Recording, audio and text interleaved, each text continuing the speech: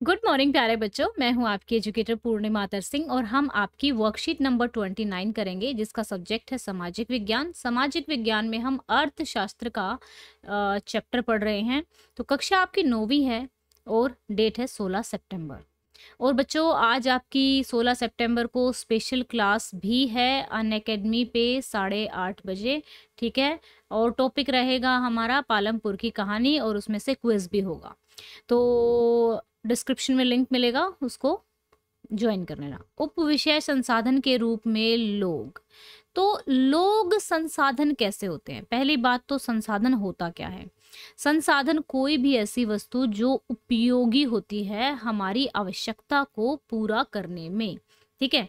तो हमने विलेज पालमपुर में, ठीक है, पालमपुर गांव में हमने ये पढ़ा कि वहाँ के लोग किस तरीके के हैं, वो गांव किस तरीके से बाकी गांव से कनेक्टेड है। ठीक है। उसके बाद हमने पढ़ा उत्पादन के कारक। ठीक है। उत्पादन के कारक पढ़ा था हमने, यानी कि उत्पादन के कारक बोले तो क्या होता है, जो उत्पादन में मदद करते हैं। तो हमने पढ़ा था भूमि उत्पादन का कारक होता है। ठीक है। श्रम यानी कि जो लेबर होता है वो उद्यम। ठीक है। और आपका पूंजी, ये 4 चीज थी। अब इनके अलावा हमने मानव की भी बात की थी। भूमि, श्रम, पूंजी, ये तीनों ही चीजें कुछ काम नहीं कर पाएंगी अगर उद्यम नहीं होगा। अगर मानव इनको यूज नहीं करेगा, मानव इनको मॉडिफाई नहीं करेगा, चेंज नहीं करेगा, तो इनका कोई फायदा नहीं है। ठीक है। तो संसाधन के रूप में लोग से क्या मतलब है, यानी कि वर्तमान उत्पादन कौशल और क्षमताओं के संदर्भ में, यानी कि लोगों के अंदर जितना कौशल है, ठीक है, जो कार्यरत लोग हैं, उसको डिफाइन करने का तरीका है संसाधन के रूप में लोग। वर्तमान उत्पादन कौशल यानी कि स्किल, कौशल जो होता है वो स्किल होता है, और क्षमताओं में संदर्भ में किसी देश के कार्यरत लोगों का वर्णन करने का एक तरीका है। उत्पादक पहलू की दृष्टि से, यानी कि उत्पादक पहलू यानी कि उत्पादन करने की दृष्टि से जनसंख्या पर विचार करना सकल राष्ट्रीय उत्पादन के सर्जन में उनका योगदान की क्षमता पर बल देता है, यानी कि वो भारत की आय को बढ़ाने में कितना योगदान देते हैं। दूसरे संसाधनों की भांति जनसंख्या भी एक संसाधन है।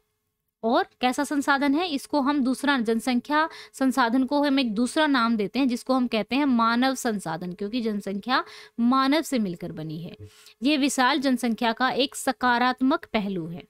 जब शिक्षा, प्रशिक्षण और चिकित्सा, जब एक इंसान को, मानव को ज्यादा शिक्षा दी जाती है तो ये माना जाता है और ऐसा होता भी है कि वो देश के को आगे बढ़ाने में ज्यादा योगदान दे सकता है और ज्यादा हेल्दी होगा, ज्यादा स्वस्थ होगा, तो वो ज्यादा काम कर पाएगा। ठीक है। तो शिक्षा, प्रशिक्षण, चिकित्सा सेवाओं में निवेश किया जाता है तो क्या किया जाता है, ह्यूमन कैपिटल यानी कि मानव पूंजी में बदल जाता है। ठीक है। वास्तव में मानव पूंजी कौशल, कौशल क्या होता है, स्किल होता है, उसमें निहित उत्पादन के ज्ञान का स्टॉक है, यानी कि एक मानव कितना देश के को आगे बढ़ाने में योगदान देता है, देश की राष्ट्रीय आय के लिए योगदान देता है।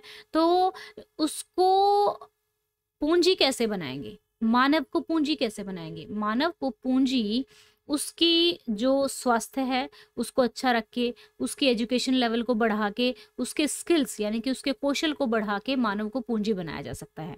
मानव पूंजी एक तरह से अन्य संसाधनों जैसे भूमि और भौतिक पूंजी से श्रेष्ठ होती है। क्यों श्रेष्ठ होती है? क्योंकि मानव संसाधन भूमि और जो बाकी पूंजी है, ठीक है, उसका उपयोग कर सकता है। भूमि और पूंजी अपने आप उपयोगी नहीं हो सकते। ठीक है बच्चा। तो यहाँ पे देखो, जब मानव संसाधन को और अधिक शिक्षित कर दिया जाता है, स्वास्थ्य सुविधाएं दे दी जाती हैं, तो इसे हम मानव पूंजी निर्माण कहते हैं, जो भौतिक पूंजी निर्माण की ही भांति देश की उत्पादक शक्ति में वृद्धि करता है। मानव पूंजी में निवेश द्वारा एक विशाल जनसंख्या को उत्पादक परिसंपत्ति में बदला जा सकता है। जनसंख्या की गुणवत्ता देश की समवृद्धि दर निर्धारित करती है। साक्षर और स्वस्थ जनसंख्या परिसंपत्तियां होती हैं। 6 से 14 वर्ष आयु वर्ग के सभी स्कूली बच्चों को प्राथमिक शिक्षा प्रदान करने के लिए, यानी कि मानव को मानव पूंजी में बदलने के लिए सरकार कुछ काम कर रही है। क्या काम किया? सर्व शिक्षा अभियान लेकर आया। ठीक है। फिर दूसरा कदम प्राथमिक शिक्षा में नामांकन बढ़ाने के लिए सेतु पाठ्यक्रम लेकर आया, स्कूल लोटो शिविर लगाए, जो बच्चे बीच में स्कूल छोड़ गए थे उनको एडमिशन दिलवाने के लिए। फिर दोपहर का जो मध्याह्न भोजन, दोपहर का भोजन देने लगे ताकि बच्चे स्कूल में आए, ठीक है। और तो यानी कि हमारा पूरा मोटिव क्या है कि मानव हमारा शिक्षित और स्वस्थ बने, ठीक है, तभी वो ज्यादा प्रोडक्टिव बन पाएगा, तभी वो ज्यादा उत्पादन कर पाएगा, ठीक है बच्चों। तो चलिए अब इसके क्वेश्चन आंसर्स करेंगे। हमारा फर्स्ट क्वेश्चन है यहाँ पे, संसाधन के रूप में लोग से आप क्या समझते हैं? संसाधन के रूप में लोग किसी देश के वर्तमान उत्पादन में कौशल और क्षमताओं के संदर्भ में किसी देश के कार्यरत लोगों का वर्णन करने का तरीका है। क्या मानव संसाधन अन्य संसाधन जैसे भूमि और भौतिक पूंजी आदि से भिन्न है? हाँ, यह अन्य संसाधनों से अलग है।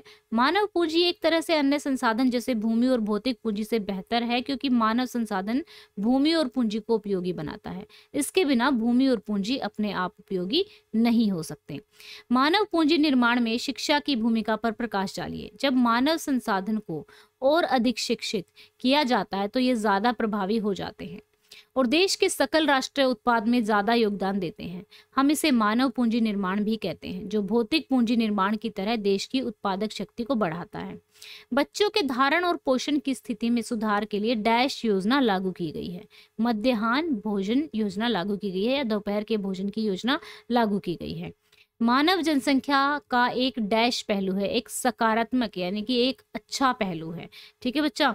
तो ये हो गए हैं आपके क्वेश्चन सारे के सारे। यहाँ पे एक और इम्पोर्टेंट इन्फॉर्मेशन मैं यहाँ बताने वाली हूँ आपको। देखो बच्चों, अनअकैडमी पे एक बहुत ही बढ़िया ऑफर आया है। जो बच्चे डॉक्टर बनना चाहते हैं या फिर इंजीनियरिंग की तैयारी करना चाहते हैं, तो मोस्ट ऑफ द जो बच्चे होते हैं वो 9th-10th से ही तैयारी करना स्टार्ट कर देते हैं।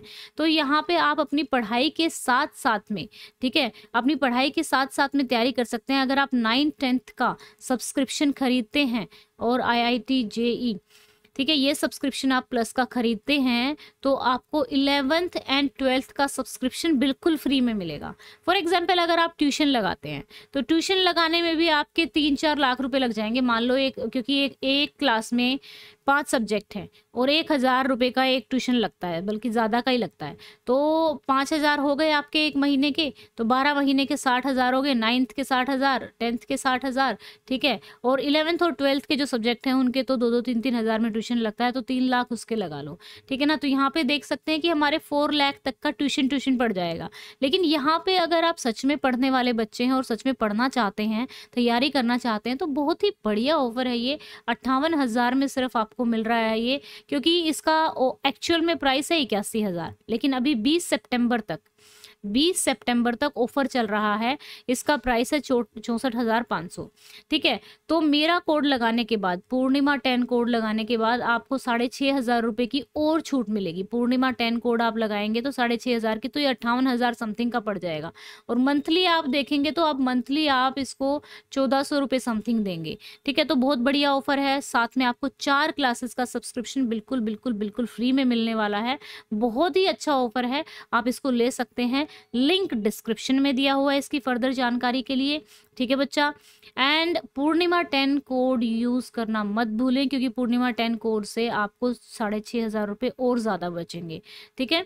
पूर्णिमा 10 कोड से आप वैसे अनअकैडमी कोई भी स्पेशल क्लास अटेंड कर सकते हैं, कोई भी फ्री क्विज अटेंड कर सकते हैं। लिंक डिस्क्रिप्शन में है, कोड आपको पूर्णिमा 10 यूज करना है। तो ये थी हमारी आज की वर्कशीट। आई होप सो आपको अच्छे से समझ में आ गया होगा। अगर वीडियो अच्छी लगी है तो वीडियो को लाइक करना, और अगर अभी तक चैनल को सब्सक्राइब नहीं किया है तो चैनल को सब्सक्राइब करना। Thank you. Have a nice day. May God bless you.